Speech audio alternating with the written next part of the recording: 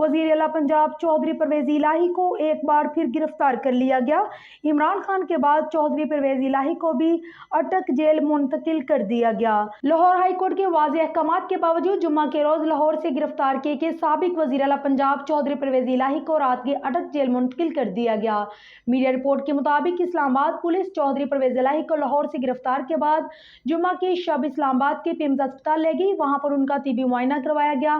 तिबी मुआयने के बाद इस्लामाबाद पुलिस ने चौधरी परवेज इलाही को अटक जेल मुंतकिल कर दिया, जहां साबिक वजीर आजम इमरान खान भी मौजूद हैं। वाज़ेह है कि जुम्मा के रोज लाहौर हाई कोर्ट में साबिक वजीर आला पंजाब चौधरी परवेज इलाही की नैब गिरफ्तारी के खिलाफ दरख्वास्त में समाअत हुई और अदालत की जानिब से चौधरी परवेज इलाही को रहा करने का फैसला सुनाते हुए हुक्म दिया गया। कोई भी इदारा, एजेंसी या अथॉरिटी परवेज इलाही को किसी भी केस में गिरफ्तार न करे। परवेज इलाही सीनियर कानूनदान सेनेटर लतीफ कोसा के हमरा पुलिस की सख्त सिक्योरिटी में अपने घर की जानिब जा रहे थे कि उन्हें केनाल रोड पर मुबैना तौर पर सादा कपड़ों में मलबूस इस्लामाबाद के पुलिस एहलकारों ने रोक लिया। इस्लामाबाद पुलिस के एहलकारों की जानिब से गाड़ी के दरवाजे खुलवाने की कोशिश की गई।